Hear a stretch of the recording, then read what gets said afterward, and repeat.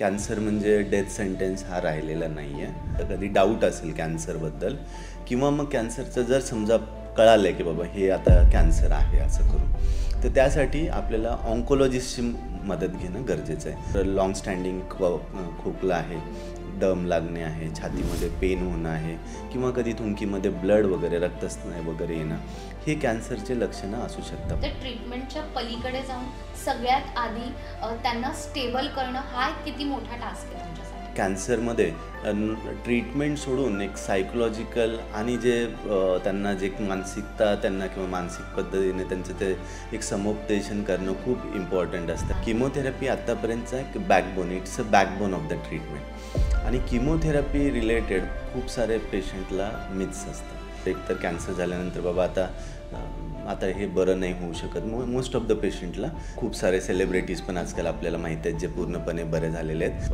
We have seen many of these kind of the patients. बऱ्याच वेळेस ते म्हणजे नॉलेज नसल्यामुळं किंवा बऱ्याच वेळेस असं ऐकलेलं असतं नाही बाबा हे करून बघू आपण, कारण कॅन्सरबद्दल किंवा इकडं ॲलोपॅथी किमोथेरपी त्याच्याबद्दल ऐकलेलं असतं त्यामुळे घाबरला होतं. तर असे बरेच सारे पेशंट येतात जे युजली ॲडव्हान्स स्टेजमध्ये त्यामुळं चालले जातात. डूजमध्ये बघायला गेलं तर definitely lifestyle related you have to be very cautious, like avoiding obesity, स्थूलपणा कमी करणं, रेग्युलर फिजिकल ॲक्टिव्हिटी असणं, रेग्युलर एक्सरसाइज वगैरे करणं.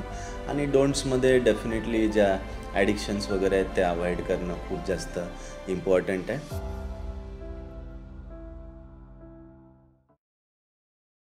हाय हॅलो नमस्कार, मी अमृता आकाश. लोकमत सखीच्या आरोग्यावर बोलू काही या आपल्या आवडत्या पॉडकास्टमध्ये सगळ्या प्रेक्षकांचं मी स्वागत करते.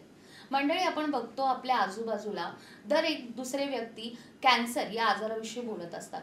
कॅन्सर या आजाराची जितकी भीती आहे त्या भीतीबरोबरच रुग्णांची संख्या देखील ही वाढत चाललेली आहे. पण आता संशोधन करून आणि अत्याधुनिक टेक्नॉलॉजीमुळे या आजारावर आता उपचार देखील आलेत आणि हे हजारो रुग्ण आता वेगाने बरे देखील होत आहेत. आता हे संशोधन तर आपल्याला माहीत पाहिजेच, पण जे डॉक्टर अशा रुग्णांवर उपचार करतात आणि या उपचारांची माहिती देखील आपल्या प्रत्येकाला असणं तितकंच गरजेचं आहे. आणि या सगळ्या उपचारांबद्दल आणि कॅन्सरची भीती दूर करण्यासाठी आपल्यासोबत आहेत ऑन्कोलॉजिस्ट डॉक्टर सुहास आगरे. डॉक्टर, या पॉडकास्टमध्ये मी आपलं स्वागत करते. नमस्कार, थँक्यू.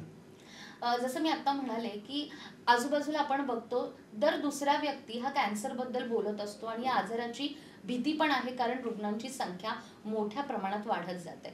तर एक ऑन्कोलॉजिस्ट म्हणून सगळ्यात आधी तुमचं काम कसं असतं आणि रुग्ण आपल्याकडे आल्यानंतर सगळ्यात आधी त्याला ट्रीट करण्यापूर्वी आपण काय सांगतो रुग्णांना? कॅन्सर जेव्हा आपण बघतो त्यानंतर जेव्हा पण हे कॅन्सरचं निदान होतं किंवा कॅन्सर हा जेव्हा वर्ड कोणी आयदर पेशंट किंवा त्यांचे फॅमिली मेंबर जेव्हा कळतं त्यांना की बाबा ह्या पेशंटला किंवा ह्या व्यक्तीला हा कॅन्सरचं निदान झालं आहे, तेव्हाच ते मोस्ट ऑफ द लोक हादरून जातात. सिम्पल गोष्ट बघायला गेले तर, कारण त्यांना त्याचे इम्प्लिकेशन आणि ओव्हरऑल म्हणजे आत्तापर्यंत जेव्हा पण कॅन्सरचा हा शब्द ऐकायचो तेव्हा म्हणजे cancer is a death sentence, म्हणजे कॅन्सर झाला म्हणजे बाबा पेशंट आता गेला.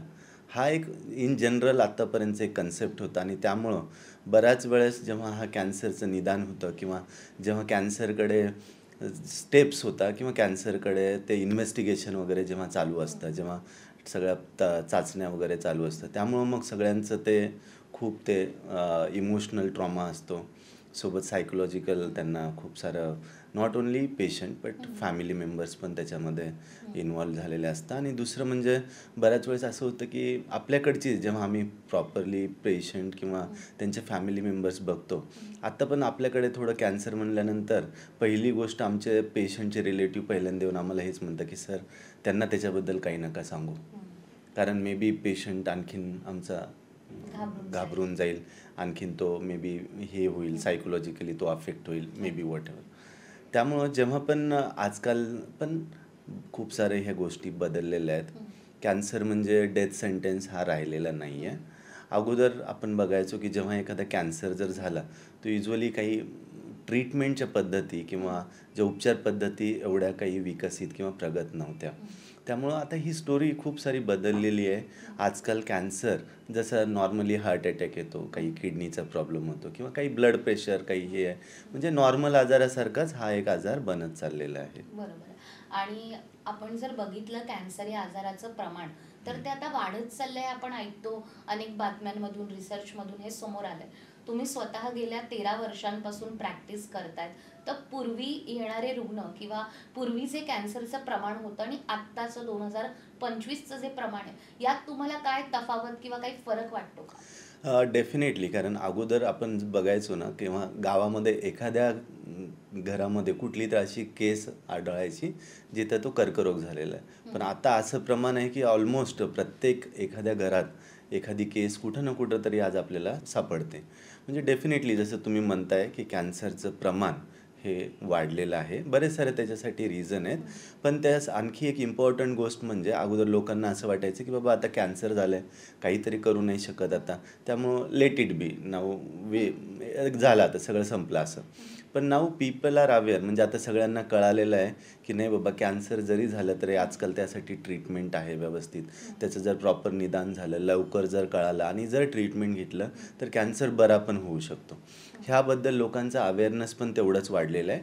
आणि डेफिनेटली त्या अवेअरनेससोबतच आजकाल ज्या ट्रीटमेंट पद्धती आहेत त्या खूप साऱ्या विकसित झालेल्या आहेत. आणि त्यामुळं कॅन्सर बरा होण्याचं प्रमाण खूप जास्त पद्धतीनं वाढलेलं आहे. त्यामुळं हे दोन्ही फॅक्टर त्यासाठी रिस्पॉन्सिबल आहेत की त्याचं प्रमाण तर डेफिनेटली वाढलेलं आहे, पण सोबत लोकांचा अवेअरनेस, उपचार पद्धती, लोकांचं म्हणजे पेशंटचं बरं होण्याचं प्रमाण सगळंच काही वाढलेलं आहे. बरोबर. जसं मी सुरुवातीलाच म्हणाले, की कॅन्सर हा आजार ज्याची भीती तर आहे, पण आता संशोधन होतंय, अत्याधुनिक टेक्नॉलॉजी येते, उपचारांसाठी आपल्याकडे वेगवेगळे ऑप्शन्स आहेत. पण एखाद्या रुग्णाला कॅन्सर झालाय हे कळल्यानंतर त्याने सगळ्यात आधी कोणत्या डॉक्टरांकडे जावं? जसं आपण म्हणतो, की ताप, सर्दी, खोकला झाल्यानंतर आपण स्पेशलिस्टकडे जातो किंवा आणखीन कोणता दुसरा आजार असेल त्या डॉक्टरकडे जातो. तर कॅन्सरच्या बाबतीत काय नेमकं? तर कॅन्सर म्हणजे जेव्हा पण कॅन्सरबद्दल कधी सस्पिशन असेल, म्हणजे कधी डाऊट असेल कॅन्सरबद्दल, किंवा मग कॅन्सरचं जर समजा कळालं आहे की बाबा हे आता कॅन्सर आहे असं करून, तर त्यासाठी आपल्याला ऑन्कोलॉजिस्टची मदत घेणं गरजेचं आहे. ऑन्कोलॉजिस्ट म्हणजे कर्करोग तज्ज्ञ. त्यामुळं प्रायमरीली जसं तुम्ही बोललात की जसं फिजिशियन असतं जे सर्दी खोकला वगैरे, त्याचप्रमाणे जेव्हा पण काही कॅन्सरशी रिलेटेड गोष्ट असेल, either that may be suspicious or confirm thing, म्हणजे ते आयदर ते सस्पिशन त्याचं असेल किंवा मग त्याचं निदान वगैरे झालं, तर त्यासाठी एक्सपर्ट डॉक्टर म्हणून ऑन्कोलॉजिस्टची मदत घेणं गरजेचं आहे. बरोबर. आता आपण बघतो की महिलांमध्ये सर्व्हायकल कॅन्सर असेल, अन्ननलिकेचा कॅन्सर असेल किंवा आपण गर्भाशयाचं, असे वेगवेगळ्या अवयवांचे कॅन्सर आपल्याला होताना दिसतात. तर अशा वेळेला रुग्णांनी ऑन्कोलॉजिस्टकडे येऊन सगळ्यात आधी कोणत्या तपासण्या पण करायला पाहिजेत? आजकाल जेव्हा आपण बघतो की 2 पद्धती आहे त्याच्यामध्ये. एक तर प्रिव्हेन्शन असतं एक, आणि दुसरं आहे की ट्रीटमेंट आहे, किंवा मग अर्ली डायग्नोसिस आणि ट्रीटमेंट आहे. समजा प्रिव्हेन्शन जेव्हा आपण बघतो म्हणजे प्रिव्हेंट होण्यासाठी, म्हणजे समजा आता ब्रेस्ट कॅन्सर होऊच नाही बाबा आपल्याला, किंवा मग दुसरं काही कुठल्या कॅन्सर असतील ते होऊ नये त्याच्यासाठी काय करणं आहे, किंवा दुसरी गोष्ट आहे जर झालं तर ते आपल्याला लवकर निदान कसं करू शकतो आणि त्याच्यावर ट्रीटमेंट काय करू शकतो. त्यामुळं समजा जर आता आपण जर अर्ली डायग्नोसिसकडे जर बघतोय, सिम्पली जर फिमेल्समध्ये कुठली काही गाठ जर आढळत असेल, आयदर ब्रेस्टमध्ये, स्तनामध्ये किंवा अंडर आर्म्समध्ये जर कुठली गाठ आढळत असेल, तर मग त्या गाठीला तपासणी करून घेणं हे सर्वात इम्पॉर्टंट आहे. बऱ्याच वेळेस त्याचं निदान काय असतं, ती गाठ जी आहे मेजॉरिटी पेशंट्समध्ये पेनलेस असतं, म्हणजे त्यात पेन होत नसतं. त्यामुळं त्याला काही बॉदर काही करत नाही, पेशंटला काही त्रास नसतो. त्यामुळं बऱ्याच वेळेस वाटतं बाबा ठीक आहे, काही त्रासच नाही होत तर मग आपण काय करायचं.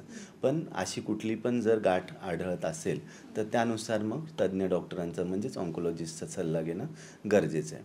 दुसरं, किंवा कोणी तंबाखूचं कधी सेवन करत असेल किंवा सिगारेट, बीडी याचं सेवन करत असेल किंवा नॉर्मली तंबाखूचं, जर कुठल्या तोंडामध्ये असा नॉन हिलिंग अल्सर असेल, म्हणजे असा काही जखम किंवा अल्सर तयार झालं आहे आणि जे रिस्पॉन्स ट्रीटमेंटला करत नाही आहे, बरेच दिवस झालं त्याला ट्रीटमेंट करतो आहे, डॉक्टरांकडनं काही सिंपल इलाज वस्तू वगैरे करतो आहे, पण तर जर अल्सर हील होत नसेल तर मग त्यावेळेस असे नॉन हिलिंग अल्सर जे लाँग स्टँडिंगवर आहेत ते कॅन्सरचे लक्षणं असू शकतात. त्याच्या व्यतिरिक्त जसं नॉर्मल लक्षण आता फुफ्फुसाच्या कॅन्सरचे जर आपण बघायला गेलं तर लाँग स्टँडिंग खोकला आहे, दम लागणे आहे, छातीमध्ये पेन होणं आहे किंवा कधी थुंकीमध्ये ब्लड वगैरे रक्तस्राव वगैरे येणं, हे कॅन्सरचे लक्षणं असू शकतात. पर्टिक्युलरली जेव्हा लाँग स्टँडिंग स्मोकर्स वगैरे आहेत तर त्यांच्यामध्ये असे लक्षणं जर आढळले तर इमिडिएटली मग डॉक्टरांकडनं त्याच्या तपासण्या करून घेणं किंवा मग त्यांना मार्गदर्शन किंवा त्यांचा सल्ला घेणं हा गरजेचा असतो. बरोबर. तुम्ही आता वेगवेगळी लक्षणं सांगितलीत, पण आत्ताचा जर आपण विचार केला 2025चा 24चा, तर कॅन्सर रुग्णांची संख्या ही वाढत चालली आहे आणि सगळीकडे बोललं जातं की याला कारण आहे तुमची बदलती जीवनशैली म्हणजे लाईफस्टाईल. तर तुम्ही इतक्या वर्षांपासून प्रॅक्टिस करतायत, तुम्हाला देखील असे कोणते घटक किंवा कोणत्या गोष्टी आपल्या जीवनशैलीतल्या वाटतात की त्यामुळे हा आजार लवकर होतो? जेव्हा पण आपण कॅन्सरसाठी रिस्क फॅक्टर बघतो म्हणजेच अशा काही गोष्टी आहेत ज्याच्यामुळं कॅन्सर होऊ शकतं, तर आम्ही नॉर्मली त्यांना दोन याच्यामध्ये डिवाईड करतो. एक त्याला आम्ही म्हणतो नॉन मॉडिफायबल, म्हणजे जे आपण बदलू नाही शकत, आणि दुसरे मॉडिफायबल बघतो. नॉन मॉडिफायबल म्हणजे नॉर्मली एज आहे, जसं जसं वय वाढतं त्यानुसार पेशींचं वीक होणं आणि त्यानुसार कॅन्सर नॉर्मली वयानुसार होणं हा एक फॅक्टर आहे. पण एज हा फॅक्टर कोणी बदलू नाही शकत. दुसरं आहे सेक्स, जसं आता फिमेल्स आहे, कॉमनली ब्रेस्ट कॅन्सर्स फिमेलमध्ये सापडतात कारण ते हॉर्मोनशी रिलेटेड असतं. अशा गोष्टी आपण बदलू नाही शकत. किंवा काही अनुवंशिक गोष्टी आहेत जसे हेरिडिटरी आहेत, काही कॅन्सर असतात ते अनुवंशिक असतं, त्याला आपण बदलू नाही शकत कारण ते जेनेटिक मेकअप असतं ते प्रत्येक इंडिव्हिज्युअलचं. पण याच्या वर्सेस जसे आता कॉमन दुसरे मॉडिफायबल रिस्क फॅक्टर ज्याला आम्ही म्हणतो, लाईक ओबेसिटी आहे, स्थूलपणा आहे, किंवा फिजिकल ॲक्टिव्हिटी नसणं, lack of the physical activity आहे, लॅक ऑफ एक्सरसाइज आहे, आणि त्याच्यासोबतच किंवा काही हॅबिट्स आहेत जसे काही अल्कोहोल कन्झम्पशन आहे, स्मोकिंग आहे, टोबॅको आहे, ह्या सगळ्या मॉडिफायबल रिस्क फॅक्टर आहेत. आणि किंवा एन्व्हायरमेंटल पोल्युशन आहे आजकाल आपण बघतोय, किंवा बाकी काही गोष्टी आहेत ते ज्याच्यामुळं ह्या सगळ्या गोष्टी मॉडिफायबल रिस्क फॅक्टरमध्ये आहेत. आणि ज्यामुळं जेव्हा आपण हे प्रमाण जेव्हा कॅन्सरचं जास्त बघतोय ते मॉडिफायबल रिस्क फॅक्टरचं याच्यामध्ये मेजर कॉन्ट्रीब्युशन आहे. आणि त्यामुळं ह्या जर गोष्टीवर आपण थोडं नियंत्रण किंवा काही आटोक्यात जर आणलो तर कॅन्सरचं डेफिनेटली प्रमाण कमी व्हायला मदत होऊ शकतं. अच्छा. आणि आता तुम्ही उल्लेख केला तो अनुवंशिकतेचा, तर घरात किंवा आपल्या कुटुंबामध्ये कोणाला तरी कॅन्सर होऊन गेलेला आहे, त्यानंतर मधल्या पिढीला तो कॅन्सर झाला नाही, तर आत्ताच्या पिढीला घरात कॅन्सर होऊन गेल्याची हिस्ट्री असल्यामुळे तो होऊ शकतो का? किंवा समजा काही कुटुंबांमध्ये कोणालाही कॅन्सर झाला नाहीये पण त्या घरातल्या अगदी तरुण मुलाला कॅन्सर होतो, तर मग यामागे नेमकं काय कारण असू शकतं? त्याच्यासाठी आम्ही अनुवंशिकता ही अशी गोष्ट असते की आम्ही युजली त्यामध्ये clustering of cases in a particular family, म्हणजे 2 ते 3 जनरेशनमध्ये मल्टिपल फॅमिली मेंबर्स अफेक्टेड असं नॉर्मली हिस्ट्रीमध्ये आम्ही बघू शकतो. त्यामुळे जेव्हा पण जर मल्टिपल फॅमिली मेंबर्स अफेक्टेड आहेत किंवा early age of the diagnosis, जर यंग एजमध्ये जर कुठला कॅन्सर दिसतोय तर अशा केसेसमध्ये हे अनुवंशिकताचं एक लक्षण म्हणजे एक त्याचं लक्षण हे असू शकतं. दुसरं, कधी कधी कुठंच फॅमिलीमध्ये हिस्ट्री नाही पण सडनली झालं, त्याला मी इंडेक्स केस म्हणतो. म्हणजे जिथून ती सुरुवात होती त्या अनुवंशिकतेची, that can be a index case, आणि तिथून ते पुढे जनरेशनमध्ये हे होऊ शकतं. त्यामुळे जेव्हा पण असे पर्टिक्युलरली मल्टिपल फॅमिली मेंबर्स जेव्हा कॅन्सरनं निदान होतं आहे त्यांचं, किंवा मल्टिपल फॅमिली मेंबर्स एखाद्या तिथं क्लस्टरिंग दिसतं किंवा मग यंग एजमध्ये डायग्नोसिस दिसतं, तर अशा वेळेस परत ते आपल्याला मग डॉक्टरांचा सल्ला घेऊन त्याच्यामध्ये काही टेस्ट वगैरे असतं आजकाल की बाबा हे अनुवंशिक असू शकता का, हे बघण्यासाठी पण टेस्ट असतं. बरोबर आहे. कॅन्सर या आजाराची भीतीच इतकी आहे की एखाद्या रुग्णाच्या रिपोर्टमध्ये कॅन्सर डिटेक्ट झाल्यानंतर त्या रुग्णासकट त्याच्या कुटुंबासाठी तो एक मानसिक धक्का असतो. आणि जेव्हा असे पेशंट तुमच्याकडे येतात तर ट्रीटमेंटच्या पलीकडे जाऊन सगळ्यात आधी त्यांना स्टेबल करणं हा एक किती मोठा टास्क आहे तुमच्यासाठी? Definitely this is an very important factor that you are discussing. कारण कॅन्सरमध्ये ट्रीटमेंट सोडून एक सायकोलॉजिकल आणि जे त्यांना जे एक मानसिकता त्यांना किंवा मानसिक पद्धतीने त्यांचं ते एक समुपदेशन करणं खूप इम्पॉर्टंट असतं. कारण जेव्हा पेशंट येतो, पेशंट आणि relatives they are totally shattered. कारण त्यांचं मानसिकता अशी असते की बाबा आता काय होणार. कारण आणि युजली काय असतं की इकडून तिकडून ऐकलेलं असतं त्यांनी कुठून तरी ते असं ट्रीटमेंट पद्धतीबद्दल ऐकलेलं वरवरची असतं, माहिती. डायग्नोसिसबद्दल ऐक बाबा आता कॅन्सर झालं की आता काही खरं नाही आपलं, आता जाणारच हा आपला पेशंट. किंवा मग ट्रीटमेंट पद्धतीमध्ये ह्या ट्रीटमेंट घेतल्यानंतर समजा किमोथेरपी घेतल्यानंतर त्याच्यामध्ये असे साईड इफेक्ट होता किंवा वेगळंच काहीतरी होतं, पेशंट त्याच्यानंच ट्रीटमेंटनंच जास्त पेशंटला त्रास होतो, असं एक वेग कुठून तरी ऐकलेलं असतं. म्हणून त्यामुळं त्यांची सायकोलॉजी खूप सारी डिस्टर्ब असते. आणि सोबत एक इम्पॉर्टंट ॲस्पेक्ट म्हणजे मग ट्रीटमेंट झाल्यानंतर, कारण युजली ह्या ट्रीटमेंट्स थोडं लाँग टर्म चालतात, आजकाल नवीन नवीन ट्रीटमेंट आहेत, त्यामुळे त्याचे फायनान्शियल बर्डन पण ते एक इम्प्लिकेशन असतं. त्यामुळे सर्वात पहिल्यांदा सगळ्या फॅमिली मेंबर्स किंवा जे पण त्यांचे केअर गिवर्स आहेत त्यांना प्रॉपर काउन्सिलिंग करणं, आजाराचं निदान पहिलं करणं आणि त्याच्यानंतर त्याच्यासोबत त्याला काय उपचार पद्धती त्यांना पुढे लागू होतील किंवा काय स्टेज कॅन्सरचे आहेत, किंवा कारण काय असतं की कॅन्सर जर अर्ली स्टेजमध्ये असेल तर तो क्युअर होऊ शकतो. आणि सगळ्या काही ते स्क्रीनिंग जे मेथड म्हणतो आपण, त्याचा इम्पॉर्टंट एकच उद्देश आहे की बाबा त्याला लवकर डिटेक्ट करणं, त्या ज्या कारणानं कॅन्सर हा पूर्णपणे बरा होऊ शकतो. त्यामुळे जेव्हा केव्हा पण असे पेशंट किंवा त्यांचे केअर गिवर्स जेव्हा आमच्याकडे येतात तेव्हा त्यांना पहिलं प्रॉपर त्याचं अंडरस्टँडिंग करून देणं टॉपिकचं, त्याच्यानंतर त्याच्यामध्ये काय काय ट्रीटमेंट होऊ शकतं किंवा काय पद्धती असू शकतात आणि त्यांचे जे मिसकन्सेप्ट किंवा मिथ्स जे आहेत त्याला दूर करणं हे सर्वात इम्पॉर्टंट आहे. आणि मोर म्हणजे जसं जसं आपण त्यांच्यासोबत जास्त इंटरॅक्ट करू, हळूहळू त्यांना कॉन्फिडन्स येत जातो. आणि सर्वात इम्पॉर्टंट याच्यामध्ये एक आहे की what I have seen over the years is that जर एखादा पेशंट माझा सिमिलर कॅटेगरी, समजा एखादी ब्रेस्ट कॅन्सर माझ्याकडनं पूर्ण ठीक होऊन गेलेली आहे, आता वेटिंग एरियामध्ये ते नवीन डायग्नोज झालेला पण पेशंट आला आहे आणि सोबत आणखीन एखादा पेशंट जो माझ्याकडनं पूर्णपणे बरा होऊन तिथंच तो पण फॉलोअपसाठी आलेला आहे. तर what I do is that I ask, म्हणजे मी काय करतो की मी माझ्या पेशंटला ह्या ज्याचं निदान आत्ताच झालं आहे त्यांना आणि त्यांच्या केअर गिवर्सला त्यांना सांगतो की तुम्ही त्या पेशंटशी पण इंटरॅक्ट करा. आणि जेव्हा माझ्या बोलण्यापेक्षा त्या पेशंटच्या बोलण्याने त्यांना ते जास्त इफेक्टिव्ह असतं आणि त्यांना ते एक हे दिलासा होऊन जातं, मिळतो. त्याच्याबद्दल दिलासा मिळतो आणि दे थिंक दॅट की नाही बाबा हे त्याच्यातनं हा बरा होऊ शकतो तर मी नक्कीच बरा होऊ शकतो. आणि जेव्हा तो पेशंट स्वतःची स्टोरी किंवा त्याचं स्वतःचं एक्सपिरियन्स ह्यांच्यासोबत जेव्हा शेअर करतो, that makes more easy for us also. मग ते मोस्ट ऑफ द गोष्टी ते त्यांच्या अँझायटी आहे किंवा त्याशी रिलेटेड ते लगेचच मोस्ट ऑफ द गोष्टी सेटल होऊन जातात, because that gives them a confidence की नाही बाबा त्यांनी करू शकलं तर मग वाय नॉट मी, किंवा मग त्याच्यानंतर तो बरा झाला तर मी पण होऊ शकेल. आणि मोस्ट ऑफ द पेशंटला जर तुम्ही केअर गिवर्स असता किंवा काही सर्वायवर्स असतात, समजा सर्वायवर्स म्हणजे जे पूर्णपणे बरे होऊन गेलेले आहेत आता पेशंट, ज्यांनी ट्रीटमेंट वगैरे सगळी संपलेली आहे आणि ते जस्ट आता फॉलोअपला येतात, कारण आमच्याकडे लाईफ लाँग फॉलोअप असतं युजली. कॅन्सर जरी ब्रेस्ट कॅन्सर आता एकदा झाला आहे आणि पूर्णपणे जरी तो बरा झाला तर त्याचं लाईफ लाँग फॉलोअप असतं. मे बी फ्रिक्वेन्सी लेसर असती, वर्षातनं एकदा वगैरे, पण असं जर पर्टिक्युलरली सर्वायवर ग्रुप्स आहेत किंवा काही पेशंट आहेत त्यांच्याशी इंटरॅक्ट करून दिल्यानं त्या खूप इफेक्टिव्ह असतात ह्या पद्धती. अच्छा, आता गेल्या 13 वर्षांमध्ये जवळपास मुंबईत तुम्ही प्रॅक्टिस करतायत आणि नामांकित अशा हॉस्पिटल्समध्ये तुम्ही पेशंटला ट्रीटमेंट देतायत. तर सारखं पेशंटकडून विचारला जाणारा असा कोणता प्रश्न आहे का की जो तुमच्या लक्षात आहे आणि तुम्हाला वाटतं की हा गैरसमज किंवा हे मिथ्स दूर करणं खूप गरजेचं आहे? हा चान्स आहे तुम्हाला आणि हजारो प्रेक्षक आपल्याला पाहतायत. Particularly I am being a medical oncologist, आमच्याकडे सर्वात इम्पॉर्टंट म्हणजे सगळ्यांना हा वाटतं की बाबा आता किमोथेरपी, कारण किमोथेरपी आत्तापर्यंतचा एक backbone, it's a backbone of the treatment. आणि किमोथेरपी रिलेटेड खूप सारे पेशंटला मिथ्स असतात. एकतर म्हणजे लाईक नॉर्मल जेव्हा एकतर कॅन्सर झाल्यानंतर बाबा आता हे बरं नाही होऊ शकत. मोस्ट ऑफ द पेशंटला जेव्हा त्यांना हे सांगणं गरजेचं आहे किंवा काही एक्झाम्पल आपण देऊ शकतो. We are having many ample of examples who have been cured of the cancer.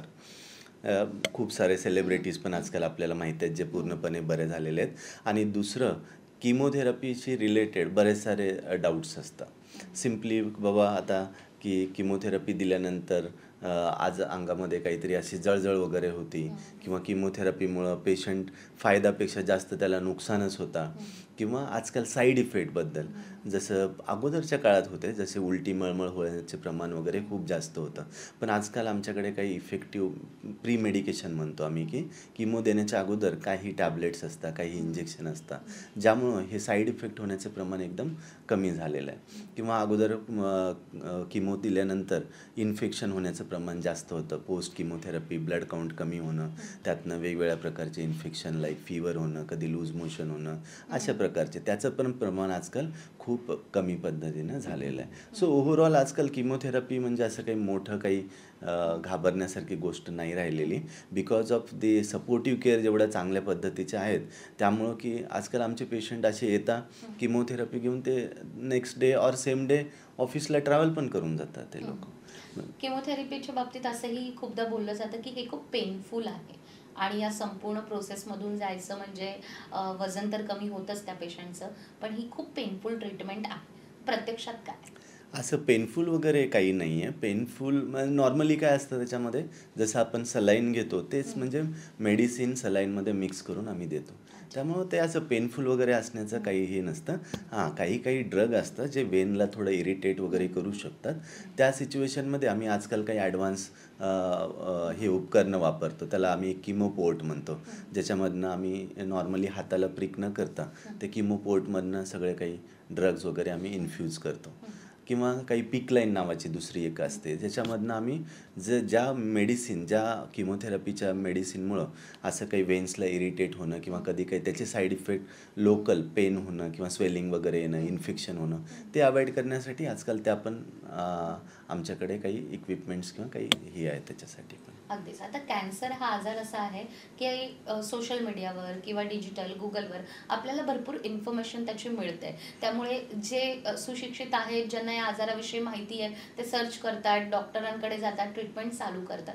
पण ज्यांना या आजाराविषयी इतकीशी माहिती नाही आहे किंवा भीती प्रचंड आहे लोकांच्या मनामध्ये, तर त्यांचा असा गोंधळ होतो की मी आधी ही पॅथी करतो, मी ती पॅथी करतो आणि त्यात त्या पेशंटचा वेळ खूप जातो आणि अगदी शेवटच्या स्टेपला मग ते डॉक्टरांकडे येतात. तर असे पेशंट तुमच्याकडे पण येतात का आणि त्यांना तुम्हाला काय सांगायचं आहे? मीन्स खूपच चांगला क्वेश्चन तुम्ही आता विचारला आहे. Yes, we have seen many of these kind of the patients. बऱ्याच वेळेस ते म्हणजे नॉलेज नसल्यामुळं किंवा बऱ्याच वेळेस असं ऐकलेलं असतं, नाही बाबा हे करून बघू आपण, कारण कॅन्सरबद्दल किंवा इकडं ॲलोपॅथी किमोथेरपी त्याच्याबद्दल ऐकलेलं असतं, त्यामुळे घाबरलं होतं. तर असे बरेच सारे पेशंट येतात जे युजली ॲडव्हान्स स्टेजमध्ये त्यामुळं चालले जातात.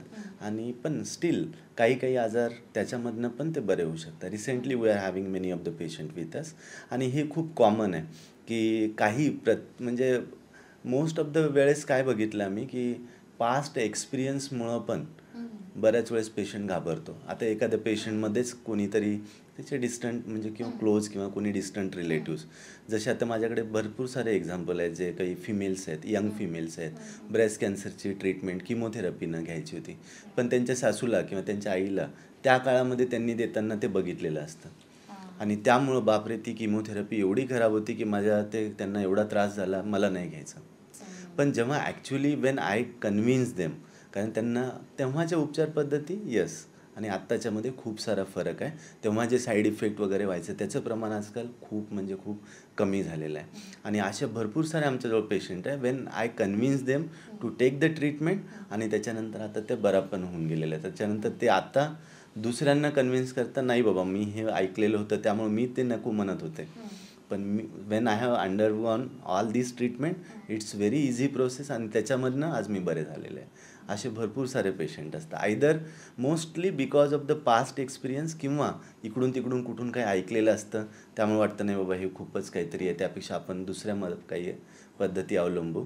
पण जेव्हा पाहिजे तसा रिझल्ट नाही भेटत, मग ते अल्टिमेटली मग इकडे असं.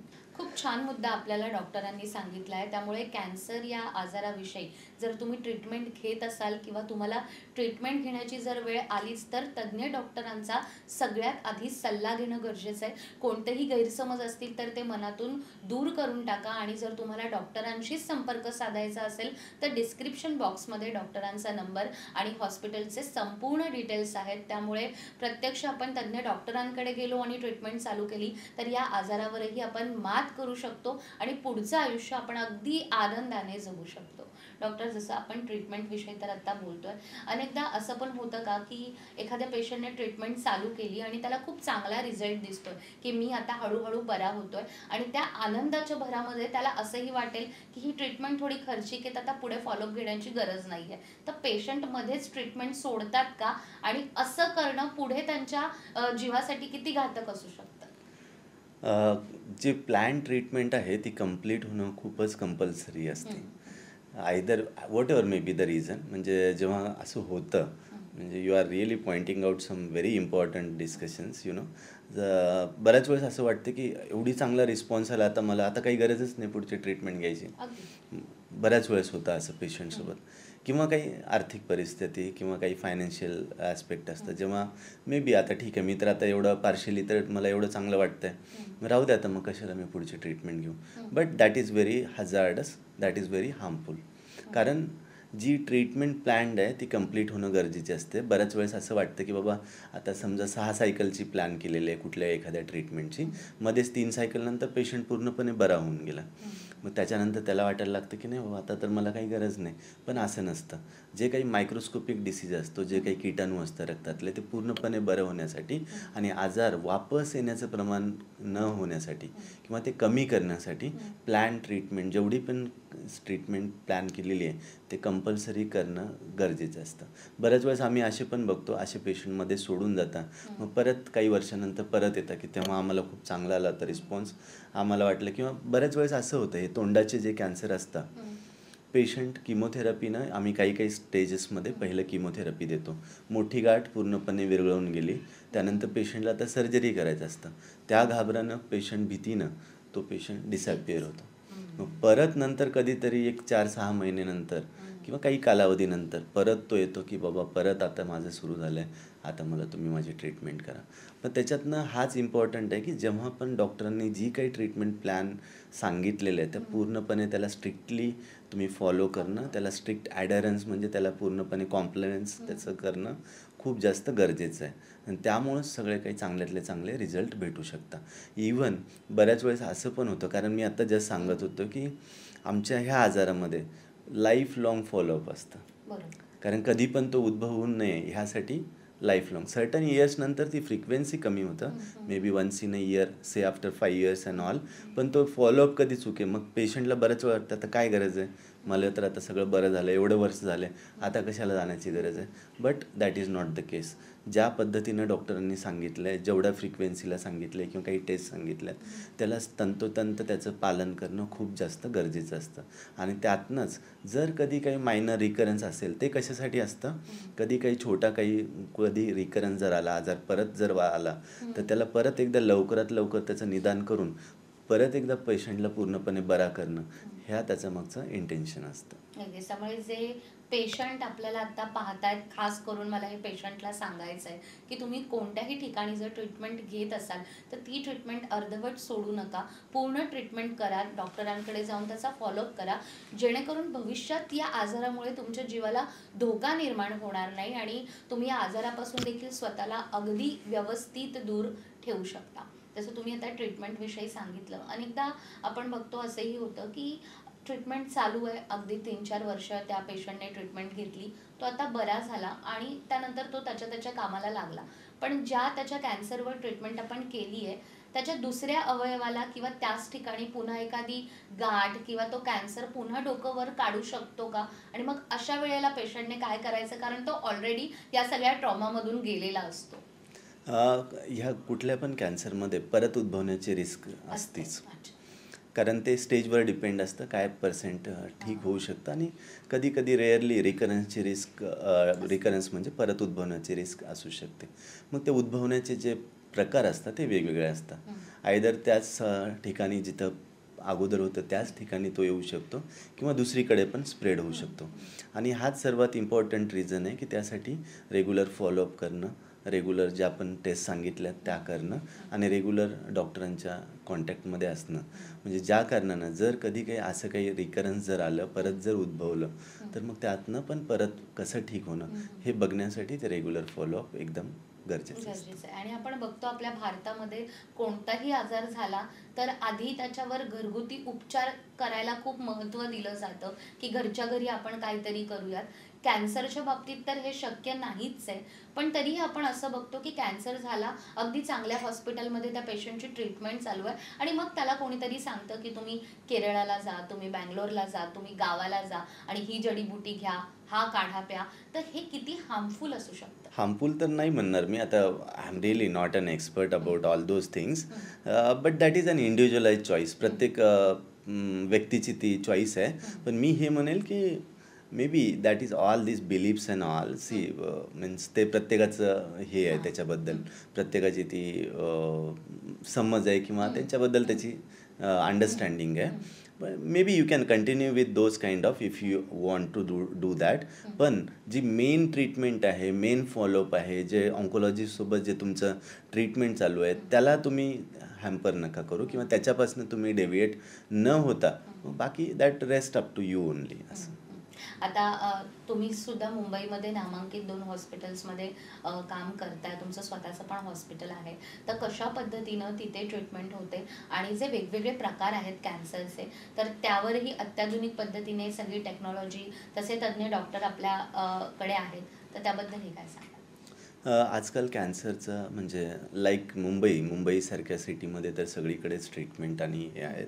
आमच्या स्वतःच्या सेंटरमध्ये पण सगळं काही कॅन्सरशी रिलेटेड सगळ्या काही कन्सल्टेशन आहेत, डायग्नोसिस आहेत किंवा तपासण्या वगैरे आणि त्याच्या ऑब्व्हियसली त्याच्यावरची ट्रीटमेंट आणि पेशंटला एक पर्सनल टच सर्वात जो जास्त इम्पॉर्टंट आहे किंवा त्यांचं काउन्सिलिंग आहे, पेशंट कसा कम्फर्टेबल होईल ट्रीटमेंटसाठी, ह्या सगळ्या काही गोष्टी. आणि त्यानंतर कॅन्सरच्या याच्यासाठी सर्वात जास्त म्हणजे त्यांचं समुपदेशन करणं, त्यांचं काउन्सिलिंग करणं खूप इम्पॉर्टंट असतं. ट्रीटमेंट एक पार्ट आहे, पण मोर दॅन दॅट त्यांना काउन्सिलिंग आणि त्यांचं एक अंडरस्टँड करणं. Maybe we have to be available for certain kind of the things. कधी बऱ्याच वेळेस जेव्हा तुम्ही ॲक्च्युली डॉक्टरसोबत बसता तेव्हा तुम्हाला काही आठवत नाही, पण नंतर बऱ्याच साऱ्या गोष्टी आठवू शकतात की बाबा मी तर ते विसरूनच गेले, विचारलंच नाही, आता काय करावं. So all these things has to be answered in a proper way. Maybe we need to give some time to them. त्यांना थोडं टाईम देणं गरजेचं आहे. हळूहळू जसं जसं फॅमिलियर होत जातो त्यानुसार मग त्यांचे क्वेश्चन्स आणि ते आपण चांगल्या पद्धतीनं. सो आय फील की जेवढं जास्त त्यांना पर्सनल केअर किंवा पर्सनल त्यांच्याकडे अटेन्शन देणं आणि जेवढं जास्त चांगल्या पद्धतीने त्यांच्या डाऊट्सचं क्लिअरन्स केलं ते एक लाँग टर्मसाठी चांगली गोष्ट असते. आता तुम्ही आम्हाला इतकी छान माहिती देताय की आतापर्यंत तुम्ही वेगवेगळ्या वयोगटातले वेगवेगळ्या प्रकारच्या लोकांवरती उपचार केलेत कॅन्सर या आजारावरती. अशी कोणती केस आहे का की ती लक्षात राहिली आणि त्या केसबद्दल तुम्ही आपल्या प्रेक्षकांना सांगू शकाल? हां, बऱ्याच साऱ्या गोष्टी आहेत तशा की means we have treated many of the patients. आणि सो रिसेंटली म्हणजे एक सांगायचं म्हणलं तर माझ्याकडे एक यंग मुलगी होती जी शी वॉज हॅव्हिंग लिम्फोमा नावाचा एक आजार होता आणि ॲडव्हान्स स्टेज 4. आणि लाईक वी डिस्कस की शी वॉज अ डेंटिस्ट बेसिकली, स्वतःच ती डेंटिस्ट होती. आणि त्यावेळेस जेव्हा ती माझ्याकडे पहिल्यांदा आली होती 16-17 वर्षाची होती. सगळी family they were from basically from Pune. आणि असंच जसं अँझायटी आणि हे खूप जास्त anxiety because she was young unmarried आणि सगळं. सो बट ग्रॅज्युअली त्यांच्यासोबत सगळं काही चांगलं ट्रीटमेंट पण झाली आणि recently she got married also. So they invited us for her marriage. So these are the very means ते खूप चांगलं. अपार्ट फ्रॉम दॅट काही ॲडव्हान्स आता एक दुसरी एक स्टेज 4ची पेशंट होती ब्रेस्ट कॅन्सरची माझ्यासोबत. त्यांना असं सांगितलं होतं की झालं बाबा आता तुमचं काही नाही होणार. आणि fortunately I could offer some treatment like hormonal therapy, tablet form of the treatment त्यांना दिल्यानंतर आता आजकाल ऑलमोस्ट म्हणजे मला वाटते ते एक 7-8 वर्ष झालं she is living a normal life with that tablet only. अशा भरपूर साऱ्या गोष्टी आहेत, but yes these do matters. त्यामुळे कॅन्सर झाला म्हणजे सगळं काही संपलं असं न मानता त्यावर ट्रीटमेंट आहे, वेळीच डॉक्टरांकडे जाऊन ट्रीटमेंट सुरू करणं गरजेचं आहे, असं मला या ठिकाणी सांगावंसं वाटतंय. आपल्याकडे जी ट्रीटमेंट होते, अनेकदा आपण असं पण बघतो की लक्षणं जाणवत आहेत पण आपण त्याकडे दुर्लक्ष करतो आणि अगदी चौथ्या स्टेपला कळतं की या व्यक्तीला कॅन्सर झालेला आहे. तर असे पेशंट आपल्याकडे येतात तेव्हा सगळ्यात आधी ट्रीटमेंटचा पार्ट काय असतो? सो स्टेजमध्ये जसं ॲडव्हान्स जरी स्टेज 4 जरी असेल, तरी आजकाल ज्या ट्रीटमेंट पद्धती आहेत आणि बऱ्याच साऱ्या आजकाल असं काही काही आजार असे पण आहेत जे चौथ्या स्टेजमध्ये पण बरे होऊ शकतात. Although not all, but there are certain diseases which can be क्युअर्ड, म्हणजे जे पूर्णपणे चौथ्या स्टेजमध्ये पण बरे होऊ शकतात. त्यामुळं असा गट फिलिंग ठेवणं की बाबा आता झालं चौथा स्टेज म्हणजे सगळं संपलं, ही तर प्रायमरीली गोष्ट राहिलीच नाही आहे. आणि दुसरी, इवन काही स्टेज 4साठी आजकाल एवढ्या अत्याधुनिक पद्धती आलेल्या आहेत, लाईक वी से इम्युनोथेरपी आहेत किंवा टार्गेटेड थेरपी नावाचे आहेत, अपार्ट फ्रॉम रुटीन किमोथेरपी. त्याच्यामुळं आजकाल त्यांचं सर्व्हायवल आहे, त्यांचं आउटकम आहे, त्याच्यानंतर त्यांची ट्रीटमेंट आहे, खूप सारं चांगल्या पद्धतीनं झालेलं आहे. इवन नाऊ स्टेज 4 जर तुम्ही लंग कॅन्सरची घेताल, ज्याच्यामध्ये इम्युनोथेरपी वगैरे, त्याच्यामुळं पूर्णपणे त्यांचं रिझल्ट खूप चांगल्या पद्धतीनं बदललेले आहेत. अशा भरपूर साऱ्या केसेस आहेत. त्यामुळं शेवटी जरी स्टेज 4 असेल तरी तुम्हाला तुमच्या तज्ज्ञ डॉक्टरांचा सल्ला घेणं गरजेचं आहे, ज्याच्यामधनं ते तुमच्यासाठी चांगल्यातली चांगली ट्रीटमेंट प्लॅन करून तुमच्यासाठी काय चांगलं होऊ शकेल त्याचं ते आढावा तुम्हाला देऊ शकतील. बरोबर आहे. आपल्या शरीरामध्ये जर काही बदल आपल्याला जाणवत असतील आणि कोणता आजार होऊ शकतो याची भीती वाटत असेल तर डॉक्टर आपल्याला सहज सांगतात की तुम्ही फुल बॉडी चेकअप करा, आणि बरीचशी लोक वर्षाला किंवा 6 महिन्याला ते करतात पण आता एक पाऊल पुढे टाकत कॅन्सरच्या बाबतीत अशा कोणत्या टेस्ट आहेत का ज्या प्रत्येकाने करायला हव्यात एका विशिष्ट वयामध्ये? हा जो तुम्ही टॉपिक काढलेला आहे त्याला आम्ही स्क्रीनिंग टेस्ट म्हणतो. जसं फिमेल्समध्ये ब्रेस्ट कॅन्सर कॉमन आहे, त्यामुळं ब्रेस्ट कॅन्सरच्या स्क्रीनिंगसाठी आम्ही मॅमोग्राफी करतो. नॉर्मली 40 किंवा त्याच्या वरच्या ज्या फिमेल्स आहेत त्यांच्यासाठी आम्ही मॅमोग्राफी नावाची टेस्ट ॲडवाईस करतो, जी आयदर वर्षातनं एकदा किंवा 2 वर्षातनं एकदा करणं गरजेचे असते. त्याच्यासोबतच ज्यांना कोणाला ओरल कॅन्सरसाठी किंवा तोंडाचे जे कॅन्सर असतात किंवा जे तंबाखू वगैरे खाता, तंबाखूचं सेवन मोठ्या प्रमाणावर असतं, त्यांच्यासाठी आपण सिम्पली एक ओरल एक्झामिनेशन करू शकतो. म्हणजे तोंडाचं चेकअप करून आपण त्याच्यामध्ये काही ॲबनॉर्मल आहेत का ते आपण सांगू शकतो. त्याच्या व्यतिरिक्त आजकाल लंग कॅन्सरसाठी पण जे हेवी स्मोकर्स आहेत किंवा काही सर्टन क्रायटेरिया आहे त्याच्यासाठी आम्ही जर बघतो, जर त्या क्रायटेरियामध्ये जर ते व्यक्ती येत असतील तर आम्ही एक लो डोस CT स्कॅन नावाचा चेस्टचा स्कॅन करतो. अपार्ट फ्रॉम दिस, लाईक आतड्याचे आजार आहेत, मोठ्या आतड्याचे कॅन्सर आहेत, त्याच्यासाठी आम्ही कोलोनोस्कोपी नावाची टेस्ट ॲडवाईस करतो अबोव द एज ऑफ 50 वर्षानंतर. किंवा दुसरा कॉमनली आजकाल प्रोस्टेट कॅन्सर असतो, त्याच्यासाठी पण एक रक्तातली तपास असते, सिरम PSA नावाची, किंवा एक टेस्ट असते क्लिनिकली चेकअप करण्याचं. ह्या सगळ्या पद्धतीनं आम्ही त्याला स्क्रीन करू शकतो. एकंदरीतच कॅन्सर हा आजार कोणाला होऊ नये आणि तो झालाच तर त्याच्यावर लगेचच उपचार सुरू करावेत, जेणेकरून आपण अगदी व्यवस्थित त्या आजारातून बाहेर पडू शकतो. तुम्ही इतक्या वर्षांपासून प्रॅक्टिस करतात, जे प्रेक्षक आत्ता आपल्याला पाहतात आहेत त्यांना समजा काही मुद्द्यांमध्ये सांगायचं झालं की या गोष्टी करा आणि या गोष्टी करू नका, एक आपण कन्क्लुजन म्हणूयात, तर ते काय सांगाल? डूजमध्ये बघायला गेलं तर definitely lifestyle related you have to be very cautious, like avoiding obesity, स्थूलपणा कमी करणं, रेग्युलर फिजिकल ॲक्टिव्हिटी असणं, रेग्युलर एक्सरसाइज वगैरे करणं. आणि डोंट्समध्ये डेफिनेटली ज्या ॲडिक्शन्स वगैरे आहेत त्या अवॉइड करणं खूप जास्त इम्पॉर्टंट आहे. त्याच्यानुसारच जर असे काही लक्षणं जर आढळले, कुठल्या पण ॲबनॉर्मल काही लक्षणं जर आढळले, समजा काही काखेमध्ये किंवा ब्रेस्टमध्ये जर काही गाठ आढळणं किंवा तोंडात काही छाला कुठला असा अल्सर सापडतोय जो काही हील नाही होत, किंवा लाँग स्टँडिंग कॉफ आहे, किंवा श्वास घ्यायला त्रास होणं, छातीमध्ये दुखणं, वेट लॉस होणं, किंवा कधी कधी लूज मोशन्स परसिस्टंट होणं, वेट लॉस होणं, पोटामध्ये दुखणं, किंवा कधी रक्तस्राव होणं याच्यामधनं स्टूलमध्ये. ह्या सगळ्या लक्षणांना जर तुम्ही असे काही लक्षण असतील तर इमिडिएटली तज्ज्ञ डॉक्टरांचा सल्ला घेणं गरजेचं आहे. आणि त्याच वेळेस आपल्याला म्हणजे लक्षात ठेवणं गरजेचं आहे की बाबा कॅन्सर काही हा आजकाल म्हणजे डेथ सेंटेन्स नाही आहे. जर तुम्ही ॲप्रोप्रिएट स्टेप्स घेऊन जर लवकर जर कॅन्सरचं निदान झालं तर कॅन्सर हा पूर्णपणे बरा होऊ शकतो. आणि आजकाल ज्या ट्रीटमेंट पद्धती आलेल्या आहेत, लाईक अर्लियर आपण फक्त किमोथेरपी बघायचो, पण आजकाल ज्या इम्युनोथेरपी आहे, टार्गेटेड थेरपी आहेत, ह्या अशा उपचार पद्धती आहेत जे साईड इफेक्ट जे किमोथेरपीचे होते त्यासारखे साईड इफेक्ट त्याचे नाही राहिलेले, आणि रिझल्ट्स पण त्याचे खूप चांगले भेटतात, based upon the case to case. त्यामुळं ह्या सगळ्या गोष्टी लक्षात घेऊन न घाबरता पूर्णपणे आपण विश्वास ठेवून आणि लवकरात लवकर तज्ज्ञ डॉक्टरांचा सल्ला घेणं आणि ज्या स्क्रीनिंग वगैरे पद्धती आहेत त्यांचा आपण अवलंब करणं हे खूप इम्पॉर्टंट आहे. अगदीच. तर डॉक्टरांनी आता आपल्याला सांगितल्याप्रमाणे कॅन्सर झाला म्हणजे सगळं काही संपलं असं नाही आहे. तर आता अत्याधुनिक पद्धतीनं टेक्नॉलॉजीचा वापर करून कॅन्सर या आजारावर उपचार होतात. केवळ त्वरित आपण त्याचं निदान करणं, डॉक्टरांकडे जाणं आणि ज्या महत्त्वाच्या सगळ्या टेस्ट आहेत त्या करून घेणं महत्त्वाचं आहे. तर ते सगळं तुम्ही फॉलो करा आणि तुमच्या मनात कॅन्सरविषयी कोणताही प्रश्न असेल तर तो कमेंटमध्ये आम्हाला विचारायला विसरू नका. आपण डॉक्टरांकडून त्याची उत्तरं नक्की घेऊ. त्याचबरोबर डिस्क्रिप्शन बॉक्समध्ये डॉक्टरांचे number, email I D, website आहे. त्या ठिकाणी जाऊन देखील हॉस्पिटलशी तुम्ही संपर्क साधू शकता आणि या संपूर्ण ट्रीटमेंटचा तुम्ही लाभ घेऊ शकता. डॉक्टर, आज तुम्ही इथे आलात आणि कॅन्सर सारखा जटिल, गंभीर, कठीण जो आजार आहे त्याला अगदी सोप्या भाषेत तुम्ही आम्हाला समजावून सांगितलं आणि कॅन्सरची जी भीती आहे ती देखील आपल्या प्रेक्षकांची आणि रुग्णाची यामुळे अर्थात दूर झाली असणार आहे. त्यासाठी तुमचेही खूप खूप आभार. थँक्यू.